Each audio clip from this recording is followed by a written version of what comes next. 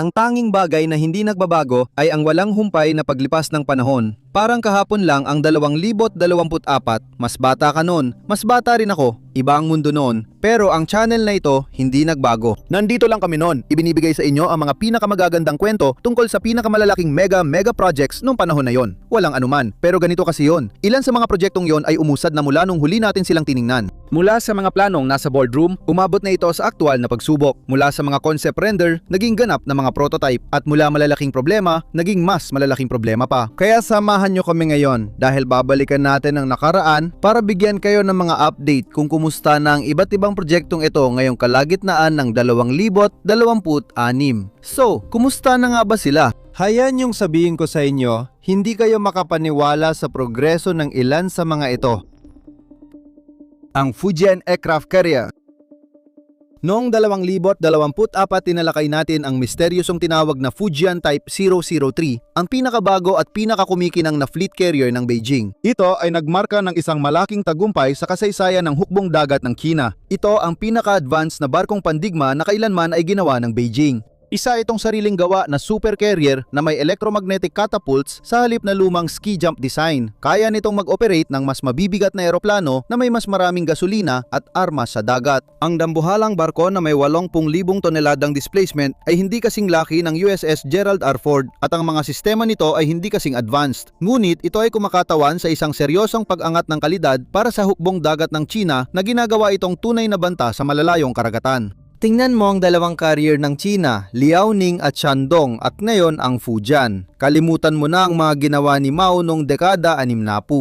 Iyan ay isang dakilang paglukso pasulong. Kaya kumusta na ang Fujian mula noon? Opisyal ng ikatlong operational carrier ng China ito at patuloy na sinusubok ng People's Liberation Army Navy, ang tawag ng mga Chino sa kanilang Navy.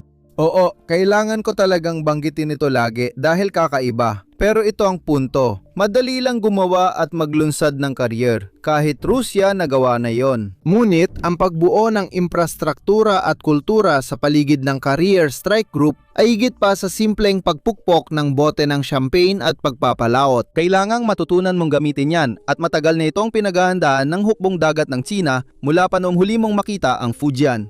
May ilan na silang pampublikong tagumpay ngayon. Sumailalim na ito sa paulit-ulit na sea trials kaya nito magpalipad ng mga eroplano at opisyal na itong naitalaga nung huling bahagi ng 2025 pero aabutin pa ng kaunting panahon bago ito tuluyang maging ganap. Dahil na yon, kailangan harapin ng China ang maraming iba't ibang bagay. Kailangan pagsamayin ang barko, airwing, escort, doktrina at logistika para makabuo ng epektibong carrier strike capability na akma sa iba pang puwersa ng hukbong dagat. Unti-unti na rin itong nakakaroon ng resulta. Noong huling bahagi ng 2025, ipinakita ng mga footage mula sa media ng estado ng China at mga ulat mula sa labas na may progreso na sila sa pagpapalipad ng mga eroplano gamit ang kanilang mga catapult sa barko. Kasama sa mga eroplanong yon ang J-15T, J-35 at KJ-6 na raan na mga seryosong sasakyang panghimpapawid na mahirap kalabanin sa anumang posibleng labanan. Ipinakita nito na may aircraft carrier ng China kaya kung magkadigmaan, kaya nilang magpalipad ng pinakamahuhusay na eroplano sa malalayong lugar. Higit ito sa paliparang lumulutang lang. Mukhang talagang may balak ang China na gamitin ito balang araw. Sa katunayan, tinawag itong Fujian na siya ring probinsya sa mainland na pinakamalapit sa Taiwan na malamang ay hindi rin nagkataon lang. Nandito rin ang politikal na kahulugan. Bahagi ito ng mas malawak na kwento tungkol sa posibleng digmaan laban sa US dahil sa Taiwan na kinatatakutan ng lahat ngunit walang nakakalam kung kailan mangyayari. Kayang abutin ng 8,000-10,000 nautical miles ang Western Pacific at posibleng tamaan ang mga target ng US sa rehiyon lampas sa unang hanay ng mga isla. Nagpapahiwatig ito na sa digmaan, hindi lang maghihintay ang PRC sa pagdating ng mga Amerikano na may armas. Hindi, balak nitong ilapit ang labanan sa kanila kaya dapat itong paghandaan ng US. Itinuro ng analyst na higit pa sa isang advanced na Chinese carrier ang kailangan para matakot ang mga Amerikano. Siyempre, ang apat na kabalyero ng Apocalypse, Lockheed Martin, Northrop Grumman, Raytheon at General Dynamics, yan ang kayang-kaya ng Department of War. Hindi pa talaga handa ang Sina na makipagsabayan kay Uncle Sam at manalo. Napakalaki ng US Navy. Dahil sa laki nito, ito na ang pangalawang pinakamalaking air force sa mundo. Hindi rin perpekto ang Fujian. Una, isa lang ito. Tatlo, kung bibilangin sina Tweedledee at Tweedledum na may ski jump sa likod. May 20 aktibong career ang US at may paparating pa. Kailangang humabol pa ang China dyan, sabihin natin. Bagamat malaki ang saklaw, hindi pa rin kayang dalhin ng Fujian ang puwersang militar ng China ng ganong kalayo dahil konbensyonal ang propulsion nito. Ang mga nuclear-powered na aircraft carrier ng US ay bumabalik lang sa daungan para sa crew rotation at maintenance, kaya kaya nilang malampasan ito sa paglalayag buong araw. Malaki pa rin ang kalamangan ng US sa karanasan, antas ng pagkaunlad at kahandaang panlaban ng carrier fleet nito, pati sa dami ng base militar at lawak ng puwersa nito. Ang Fujian ay kumakatawan pa rin sa susunod na hakbang para sa Chinese carrier fleet. Isa rin itong plano para sa hinaharap at pahayag ng layunin. Marami pang Chinese carrier ang paparating kasabay ng deployment ng misteryosong Type 004 na nananatiling lihim at sinasabing nuclear-powered. Lahat ng palatandaan ay nagpapakita na hindi pa natutumbasan ng China ang US, pero mukhang papunta sila sa direksyong yon at maaaring mangyari ito sa hinaharap. Pero nangangailangan ng panahon ang mga bagay na ito, kaya may kaunting oras pa ang US para maghanda sa posibleng pagharap kay Beijing. Susunod na hakbang para sa Fujian ay mas maraming regular na operasyon habang nade-develop ang doktrina ng Chinese carrier. Magpapatuloy itong mag-integrate sa Chinese fleet, mag-ooperate kasama ng escort at replenishment ships at sasali sa dual career o career strike group drills at military exercise. Ngayon, kailangan na lang nating hintayin at tingnan kung ano talaga ang kakayahan nito sa labanan. Bibigyan natin ito ng 8 sa 10. Malaking barko, sobrang laking barko, sobrang laking nakakatakot na barko. Ang Mexico Interoceanic Corridor. Naalala mo nung nakita ng Mexico ang Panama Canal at tinanong kung gaano kahirap gawin yon? Mahirap, Mexico. Tinalakay natin ang nakakabaliw na proyekto noong 2024 kung saan plano ng Mexico gamitin ang isthmus ng Tehuantepec, ang makitid na bahagi ng buntot ng Mexico, bilang alternatibong panlupa sa Panama Canal. Sa teorya, gagamit ito ng riles at land bridge para mailipat ang napakalaking dami ng kargamento mula Atlantic papuntang Pacific, pati na rin lumika ng industrial zone at passenger rail network sa tabi nito. Ibig kong sabihin, gaya ng sinabi natin, gaano ba kahirap gawin yon? Ang buong koridor ay karaniwang inilalarawan na yon bilang isang proyektong nagkakahalaga ng humigit kumulang 300 bilyong piso. Humigit kumulang 17 bilyong US dollars ang halaga kapag isinama ang riles, pantalan, kalsada, industrial parks at logistic infrastructure na kailangan para hindi lang ito maging mamahaling tren sa pagitan ng dalawang dagat. Pero sa kalagitnaan ng 2026 koridor ay marahil pinakamainam ilarawan bilang bahagyang gumagana pa lang. Hindi pa ito tapos at wala pang totoong petsa kung kailan ito matatapos. Maaring maglagay ng riles, pero kung hindi ito gagamitin ng tao at kulang sa infrastruktura sa paligid, hindi ito magiging sentro ng pandaigdigang kalakalan. May magandang balita naman habang unti-unti nang tinatanggap ang mga sistema ng logistika.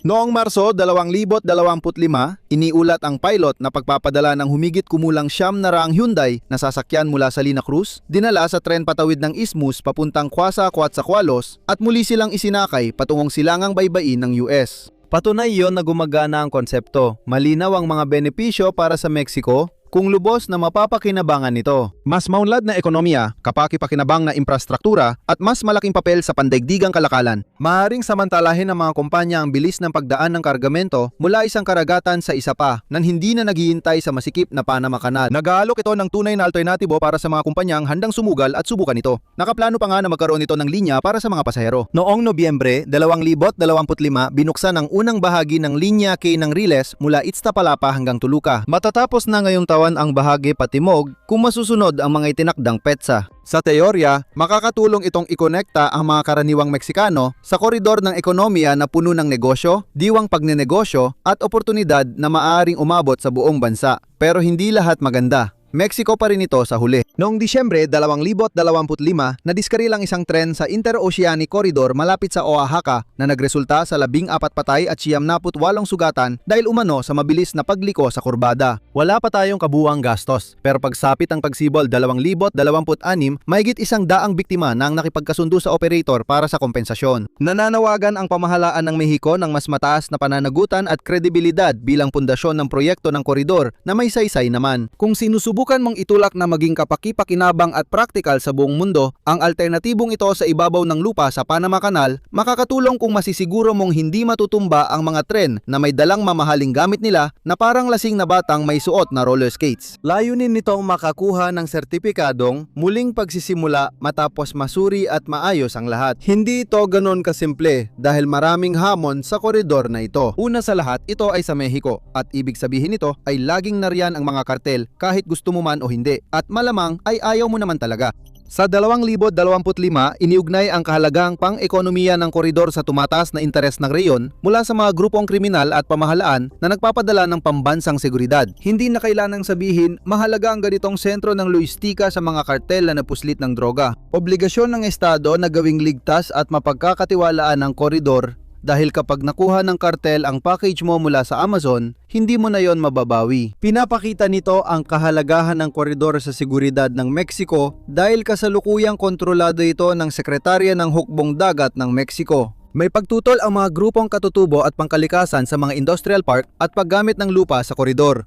Ilan sa mga lupang iyon ay pag-aari ng mga katutubo habang nagrereklamo ang mga grupong pangkalikasan sa polusyon at pagkasira ng tirahan ng hayop dahil sa konstruksyon. Sa Puerto Madero, iniulat na kinailangang ipatigil ng isang federal na korte ang konstruksyon ng isang industrial park sa kahabaan ng koridor matapos lumitaw ang mga alalahanin tungkol sa mga irregularidad sa paraan ng pagkuha ng lupa. Iniulat din ng mga grupo ng civil society ang pananakot, agresyon at paglabag sa karapatan sa lugar ng proyekto. Malaki ang maaring kitain ng mga unang negosyong papasok dito, kaya nagiging seryosong issue ang korupsyon at pandaraya sa accounting para makalamang. Iba ang mga kartel, pero dapat ding mag-ingat ang Mexico sa mga negosyanteng gagawin ang lahat para palawakin ang kanilang imperyo. Sa kabuuan, ang susunod na hakbang para sa Interoceanic Corridor ay konsolidasyon, hindi pagputol ng laso o parada. Tungkol ito sa mga negosyo na naghahanap ng pwesto sa koridor, pagpapalawak ng tren para sa pasahero at mga dayuhang kumpanyang sumusubok ng alternatibong ruta.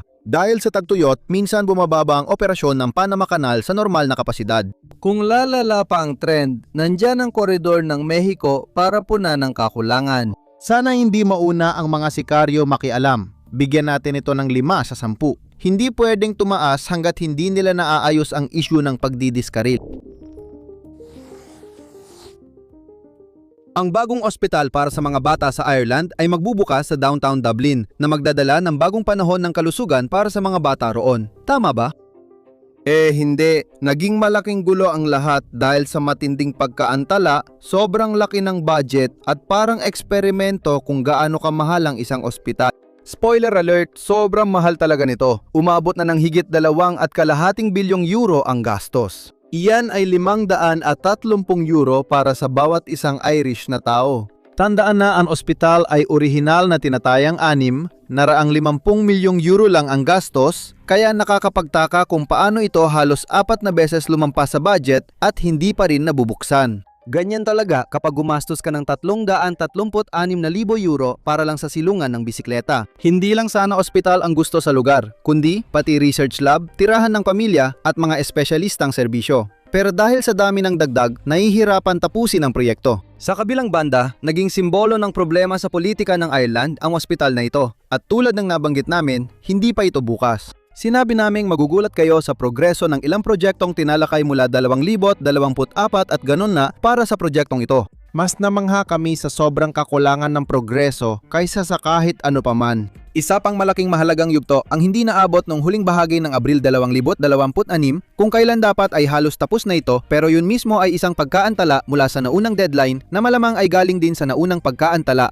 Wala itong kayang gawin ng nasa oras at pasok sa budget. Kung magpatuloy pa, tatawagin na namin itong honoraryong Saudi Giga Project. Sinabi ng Children's Health Ireland, ang pangunahing ahensya ng gobyerno na mamamahala sa ospital, na kailangan nila ng hindi bababa sa 7 buwan matapos ang ospital para ikomisyon ang gusali, ayusin ang mga silid, mag-install ng kagamitan, sanayin ang staff at maghanda sa paglipat. Noong tagsibol 2026 lumabas na may 12,000 depekto sa ospital at hindi bababa sa 15 operating theater floors ang kailangang palitan lahat. May malalaking tagas at issue sa duct cleaning na hindi mo dapat makita sa bagong ospital ng mga bata. Hindi pa kasama rito na ang mga ministro ay tumututol sa ideya na ang mga kwartong iniaalok ay hindi pa talaga handa para alagaan ang mga batang may sakit. Ibig kong sabihin, pakinggan mo, ito ay mga malalaking proyekto. Kaya nating patawarin ang sobrang pangako pero kulang sa gawa at matiis ang sobrang gastos o delay. Kahit alin, kung mag-isa lang, di pa ganon kaimportanteng balita. Nakakagulat talaga ang ipinakitang kakulangan dito. Sobrang pangako, kulang ang nagawa, naantala at malaki ang gastos. Hindi pa maayos ang ospital para magampanan ang layunin nito. Kailangan pang ayusin ang mga kwarto, ikabit ang kagamitan, mag-hire ng tauhan at magsagawa ng pagsasanay. Wala nang tiyak na deadline ang paglilipat ng mga batang may sakit mula ibang pasilidad papuntang ospital. Hindi ito shopping center na pwedeng lagyan ng pansamantalang ayos habang inaayos pa. Hindi, isa itong napaka-komplikadong ospital para sa mga bata. Ang BAM Islands, ang kumpanyang mabagal sa pagtatayo ng ospital, ay hindi pa rin makapagbigay ng tiyak na petsa kung kailan matatapos ang proyekto. Walang pwedeng umusad hanggang doon dahil hindi rin ito simple. Kapag natapos na lahat, gaya ng sinabi namin. May 7 buwan pa bago mapatakbo ang ospital. Ngunit may issue pa rin sa paglilipat ng 12-12 ng batang may malubhang sakit upang makuha ang nararapat na serbisyong pangkalusugan. Bawat pagkaantala ay lalo lang napapalayo sa pagbubukas ng ospital at serbisyong pangkalusugan ng mga bata. Naiintindihan namin ang pagiging maingat pero hindi ito ganoon. Isa itong walang saysay na kapalpakan na humahadlang sa proyektong para sa publiko at ginastusan ng gobyerno. Hindi rin madali ang paglilipat ng mga batang yon. Mga 150 batang pinakamaluba ang kondisyon. Ang kailangang ligtas na ilipat mula dating pasilidad patungo sa bagong ospital kung magbubukas man ito, kasabay ng iba pang komplikadong schedule. Halimbawa, bawal ilipat ang bata tuwing taglamig dahil maaring magdulot ito ng seryosong sakit at maapektuhan ang layunin ng ospital. Ang yugto-yugtong pagbubukas ay delikado dahil mahirap magpatakbo ng ospital habang ginagawa pa ito na maaaring magdulot ng panganib sa mga pasyente. Sabi ng ilang kritiko, mas kaunti pa ang mga kama nito kaysa sa unang inaasahan, kaya nagiging problema lalo na tumataas ang gastos. Bagamat komplikado ang ospital, hindi ito dapat magdulot ng sobrang tagal at gastos dahil hindi naman ito makabagong proyekto. Hindi naman sa hindi sinusubukan ng kamahalaan ng Irlanda na alamin kung bakit nga ba nangyari ang lahat ng ito. Nagkaroon na ng maraming investigasyon tungkol sa konstruksyon ng ospital sa lahat ng antas at nagtuturuan na ang lahat mula sa mga kontratista, sa mga project management team, sa mga designer hanggang sa mismong pamahalaan ng Irlanda na siyang nag-utos ng proyekto sa simula pa lang. Dapat sana ay nagbukas na ito noong 2022 kaya hindi sapat ang 2027 bilang pinakamababang petsa lalo na sa laki ng gastos. Ang susunod na hakbang para sa ospital ay malinaw, buksan na lang talaga ito. Kahit ano pa ang ibig sabihin nun, basta't ligtas itong gawin at sana ay malampasan na ng Irlanda ang pambansang trahedyang ito sa infrastruktura at matuto para sa susunod na pagkakataon. Dahil sa sobrang laki ng nadastos kumpara sa budget, sa tingin ko makatarungan lang nabigyan ng ospital ng nakakalungkot na 3 sa 10. Ginagawa pa rin nila ito, kaya 3 lang ang ibinibigay ko. Hanggang doon lang. Noong 2024, ibinahagi namin ang mabilis na pag-unlad ng proyekto ng Lockheed Martin at NASA para sa misyon ng X-59 na layuning para muling likain ang Concorde. Ibig kong sabihin, hindi naman eksakto, pero parang magkamukha talaga sila, di ba? Ngayon, ang plano nila ay gumawa ng gumaganang supersonic na eroplano na kayang lumipad sa ibabaw ng lupa nang hindi gumagawa ng sonic boom kapag binasag ang sound barrier, kundi isang mas malambot na tunog lang. Baka umabot lang ito sa 75 perceived decibels mas mababa kumpara sa mahigit 100 ng tradisyonal na supersonic na sasakyang panghimpapawid. Isa itong kakaibang itsura na sasakyang panghimpapawid gaya ng maaring natatandaan mo mula sa video na yon dahil ang buong disenyo ay particular na ginawa para mabawasan ang shockwaves. Ang napakahabang ilong, makikitid na pakpak at kakaibang flaps at sensors nito ay nandyan para sa 2 bagay. Una, bawasan ang sonic boom. Pangalawa, i-record ang datos na may kaugnayan sa una. Madali lang ang konsepto. Kung makakagawa ka ng supersonic na eroplano na hindi nakakaabala sa tao sa lupa, maraming pwedeng itayo rito para mas gawing epesyente ang lipunan. Isipin kung ang paghahatid ng kargamento, sulat o pasahero ay kayang maging supersonic. Ito ay parang sliding doors na kayang baguhin ang takbo ng mga bagay at gawing mas abot kamay ang mundo para sa tao. Ang paglalakbay sa Mach 1.4 o 900 at 24 milya bawat oras gamit ang mga eroplanong X-59 ay pwedeng magpabawas ng oras ng biyahe ng mga pasahero ng halos kalahati. Ang biyahe mula London papuntang New York ay maaring umabot na lang ng 3.5 oras na halos wala na kumpara sa karaniwang paglalakbay na tumatawid ng mga kontinente. Layunin ng NASA na kumbinsihin ang mga regulator na payagan ang sonic thump na dati hindi pinapayagan tulad ng sonic boom. Sinadya ang biro. Kapag nakolekta at naitala na ng NASA ang lahat ng datos at sagot, makakagawa na ang regulator ng tamang desisyon kung ligtas ang ideya para sa mga Amerikano. Kung payagan ng mga may kapangyarihan ang sonic thump, tuloy-tuloy na tayo, di ba? Sa isang banda, ang X-59 ang unang hakbang para muling pag-isipan ang kasalukuyang pagbabawal sa sibilyang supersonic na paglipad sa ibabaw ng lupa na nakakatawa rin dahil sa itsura nito. Magkakaroon ba ng sonic thumping sa US kapag nagsimula ang mabilis na test flight mula California hanggang New York sa 2026? Well, hindi eksakto. Medyo mabagal ang pag-usad patungo sa mga susunod na hakbang. Pero sa kabilang banda, sinusubukan ng NASA at Lockheed Martin na baguhin ang mga batas ng pisika para sa ating kaginhawaan. Kaya siguro pwede nating palampasin ito. Sa kalagitnaan ng 2026, wala pang unang pampublikong test flight. Pero wag mawalan ng pag-asa, siguradong darating na ito dahil kasalukuyan ng isinasagawa ang ground testing at paghahanda bago ang unang paglipad ng programa. Karamihan sa mga update ay hindi tungkol sa paglipad o paggawa ng flip, kundi sa mga proseso at administratibo. Noong huling bahagi ng 2024, inanunsyo ng NASA na pwede nang lumipad ng mas mabilis ang eroplano sa susunod na testing. Mukhang maliit na bagay ito pero mahalaga dahil ang bilis para masubukan ang sonic thump ang pinakapunto nito, di ba? Makakatipid ito ng oras sa pahulit-ulit na bilis sa testing phase sa hinaharap. Maraming maliliit na milestone at anumang paraan para mabawasan ang mga ito ay tsak na makakatulong. Hindi lang ito masyadong kapanapanabik na yon. Isa pang update ang dumating noong 2025 nang kinumpirma ng NASA na opisyal nang magsisimula ang X-59 sa mga taxi test nito. Alam natin na gumagana ang mga gulong at kaya ng makina hilahin ang eroplano gamit ang sariling lakas. Hindi tulad ng nakatenggang eroplano sa hangar na parang mahal na doorstop. Para sa iyo o sa akin, sapat na ang dahilan para agad paliparin ang eroplano. Pero sina NASA at Lockheed Martin ay kailangan sumunod sa health at safety regulations, lalo na sa sobrang experimental na eroplano. Oo, nakakainis. Idiniklara ng American FAA ang flight path ng XX-59 para Oktubre 2025 kaya palapit na ito sa himpapawid di tulad ng ospital sa Ireland na laging nade-delay ng taon. Paparating nga talaga ito. Malapit na nating makita kung ano ang kaya nito. Kailangan lang magtugma lahat para matuloy ang test flight. Sa isang banda, tapos na ang mahirap na bahagi. Kailangan na lang nating maghintay at tingnan kung kailan mangyayari ang test flight at magsimulang maitala ang mga datos. Pagkatapos nito, usaping politika na ang susunod at Diyos lang ang nakakaalam kung gaano katagal ang pag-apruba dahil kailangan pa ng pahintulot ng ibang grupo ng mga may pansariling interes. Nandito na tayo ngayon. Pwedeng mabuhay o mamatay ang proyekto dahil sa napakaraming bagay mula sa datos na makukuha nila sa testing, sa mga problemang pang-ininyeriya, sa opinyon ng publiko, sa pressure ng politika, sa gastos, hanggang sa kaba ng mga shareholder. Huminga ng malalim. Sana magtagumpay ito para balang araw, kapag gaya ng presyo, maaari tayong magka-international pizza delivery. Siguro, karapat dapat tayong lahat mabuhay sa mundong may international pizza delivery. Oo, tama ka. Ito siguro ang tanging proyektong pinaka-apekto sa buhay ng tao kapag natapos na. 8 sa 10. Proyekto Quarter Horse.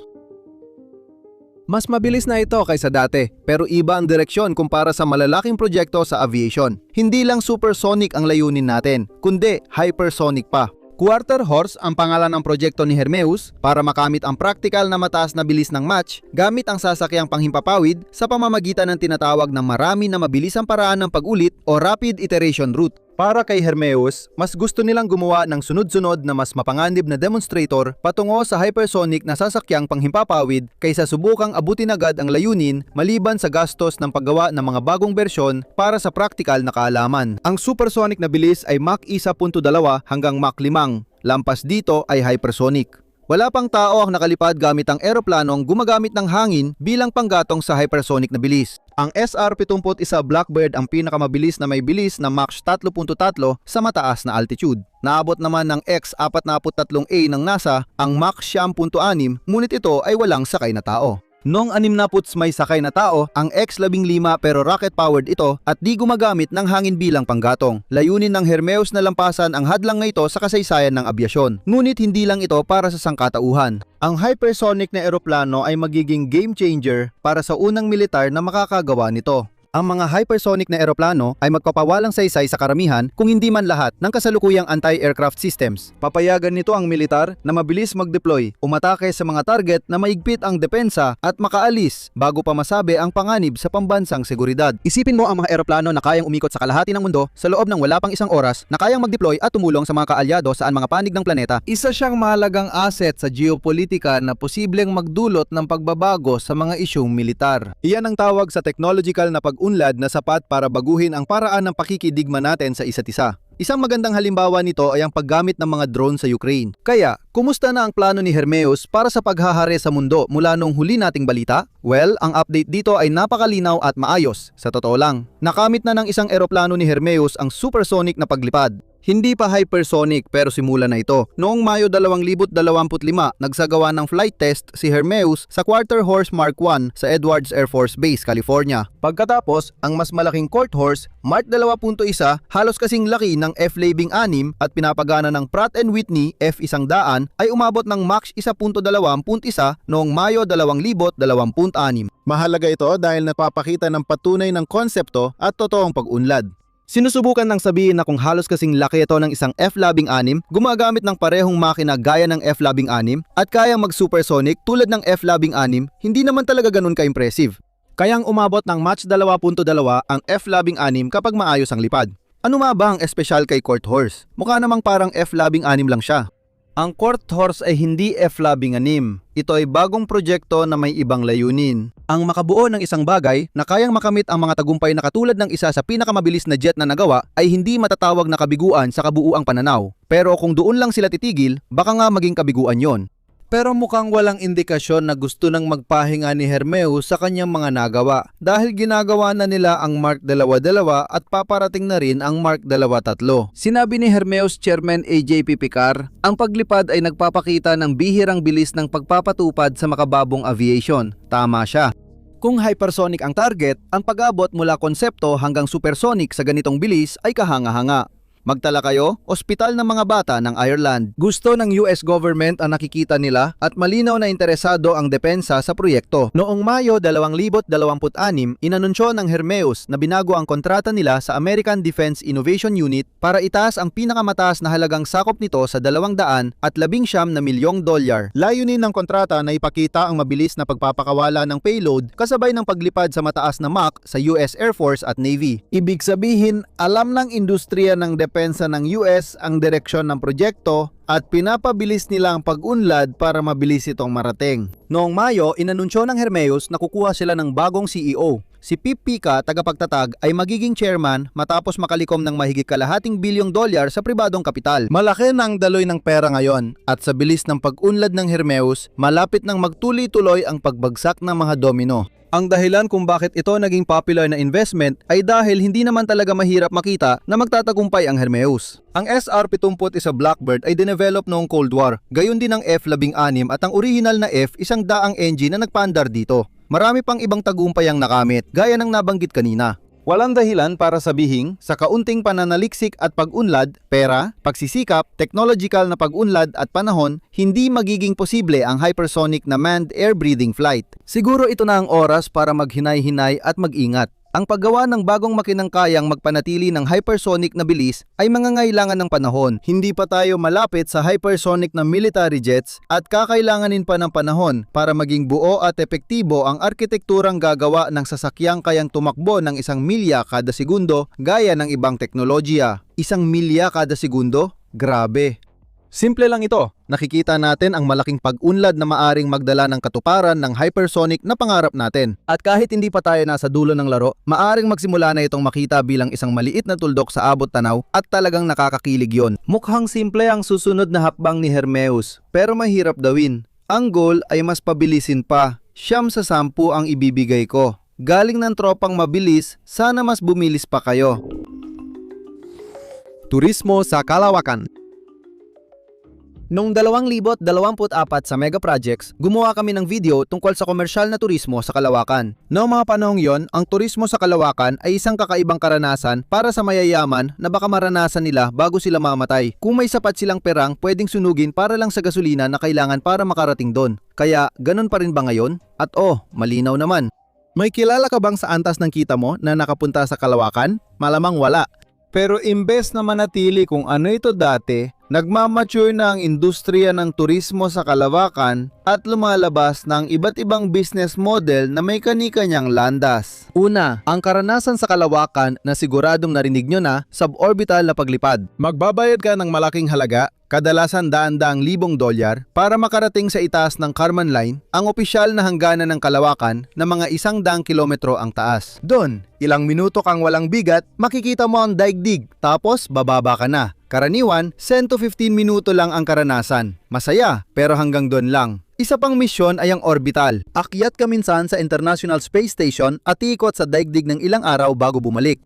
Dahil dito, parang maliit lang ang mabilisang pag-akyat at pagbaba kahit na milyon-milyong dolyar ang tiket. Sobrang mahal talagang pumunta sa Kalawakan. Isipin mo, ito ay nakalaan para sa mga sobrang mayaman, pribadong astronaut, mga misyon na may sponsor na gumagawa ng siyentipikong gawain at para sa mga tunay na purista ng Kalawakan na hindi makontento sa murang karanasan na parang imitasyon lang ng totoong paglalakbay. Maraming kalahok dito, kaya umusat na ba sila mula 2024? Depende ito sa serbisyong gusto mong ialok. Mas malusog na negosyo ngayon ang mas mahal na space tourism. Ang Blue Origin ang pinaka napapakita nito. Isa sa pinakamayaman sa mundo at may-ari ng makinis na ulo. Magaling, Jeff. Inanunsyo ng kumpanya ni Jeff Bezos noong 2026 na ihihinto muna ng 2 taon ang trabaho sa bagong Shepard project. Ang New Shepard ay pataas-baba na proyekto ng kumpanya pero mas maraming resources na yon ang para sa lunar human flight. Ang New Shepard ay nakapagsagawa na dati ng 38 na biyahe, nagdala ng humigit kumulang 78 na tao at mahigit 200 na research payloads. Sapat na ito para mapaisip ang maraming tao na sumusubaybay sa industriya. Ang pinakasikat na sasakyang pangturismo ay halos umatras na sa merkado habang ang Virgin Galactic ay tila nakahood pa rin. Noong 2026 ayon sa kumpanya, ang unang bagong sasakyang pangkalawakan ay sumailalim na sa ground testing. Nakatakdang gawin ang flight test sa ikatlong quarter ng 2026 at kung maayos ang lahat, magsisimula ang komersyal na paglipad sa Kalawakan sa ika-4 na quarter ng 2026. Muling binuksan ang bentahan ng mga upuan sa halagang 750,000 bawat isa, inaasang lilipad ng 2 beses kada linggo at aabot sa 500 misyon ang susunod na henerasyon ng mga barko ng birhin. Pero kung si Branson lang ang magiging tanging pangalan sa bayan para sa mga gustong mag-selfie kasama ang buong planeta, ayos na ayos ang negosyo. Ang bahagi ng orbital ay nakakaranas ng totoong pagsigla. Ang mga kumpanya tulad ng SpaceX at Axiom ay maaari nang magbenta ng tunay na kakaibang pribadong misyon sa Kalawakan na tumatagal ng ilang araw at ibinebenta nila ito sa mga kumpanya, bansa, mga sobrang mayaman o kahit sino na handang magbayad, na palaging mga sobrang mayaman dahil sobrang mahal talaga nito. Ang mga kumpanyang tulad ng SpaceX na pinamumunuan ni Elon Musk ay may kakayahan at infrastruktura para magsagawa ng totoong misyon na may tao, hindi lang maikling joyride. Kung totoong bilyonaryo ka na may sobrang pera, hindi mo gagawin tulad ni Katy Perry. Mas gusto mong makita ang loob ng International Space Station, di ba? Mahigpit na nakikipagtulungan ang NASA sa SpaceX at Axiom para sa mga misyon gaya ng AX-5 na maaari mangyari sa Enero 2027. Kinansela noong 2024 ang Dear Moon Circumlunar Tourism Project at iba pang proyekto, kaya may panganib pa rin para sa mga organisasyong di kayang balansehin ang hype at cash flow para sa ganitong kalaking operasyong lohistika. Pinapakita rin yon ng kaunting reforma ng Blue Origin. Nagsimula na ang laban para maging unang magwagi sa space monopoly, ngunit tila 2 landas ang tinatahak para marating ito. May mabagal na suborbital na merkado para sa karanasan ng consumer at seryosong orbital na merkado para sa mga pribadong astronaut na mas parang komersyal na ekspedisyon kaysa tradisyonal na turismo. Sapat nang sabihin ng huli ay mas kikita agad, habang ang iba sa atin ay kailangang maghintay ng matagal bago maging abot kaya ang simpleng karanasan. Sa ngayon, ang malalayong biyahe sa Kalawakan para sa paglilibang ay nananatiling nasa brochure lamang at ang mga bituin ay sadyang hindi pa abot kamay. Bibigyan namin ito ng 7 puntos mula sa 10 para sa space tourism. Patuloy pa rin ang progreso sa Operasyong Sobra na ang pera ng mga bilyonaryo. Salamat sa panonood.